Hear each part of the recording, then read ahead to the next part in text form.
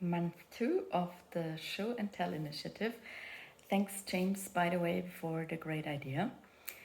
Yeah, my name is Luisa, and I would want to give you an update on my projects.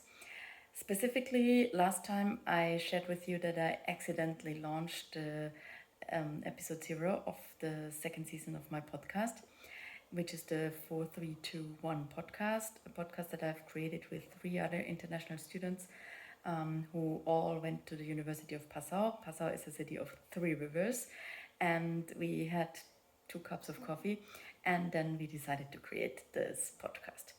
And yeah, in the season 2, we give an update on what has happened after a year or so. And now all of us are out of uni and have started internships or our first jobs as graduates. And well, I have kept on working as a coach for international students.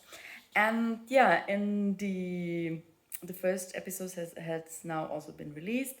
I have interviewed Shishang, who has done the Masters of Computer Science like almost 1.5 years ago. And in his first episode in 01, he shared about the challenge of writing a master thesis, how much he had to change his life to complete this task in the given time, and yeah, all of the ups and downs in this intense phase. And now we have talked about this step from campus to corporate world, and yeah, how he is able to achieve his goals. He's also shared that he has made some surprising success with his language skills, and how his career is shaped and all of that. You can listen to the podcast on all the well-known platforms. It's in English, and if you're curious, I would be super happy if you would do so. Project-wise, actually, we found that it's really a lot of work to market podcasts. We have an Instagram account where we share some stories, but well, we haven't been very active for a while, and yeah, the algorithm only supports you if you share a lot of stuff, and then generating content is also tiresome. And we are a group of 4, and that this sometimes creates a little bit of lack of responsibility, that everyone would rather prefer that the other person is taking the lead. So that's a challenge. We have also tried Podsqueeze, which is Tiago's and Joao's platform to generate content from podcasts.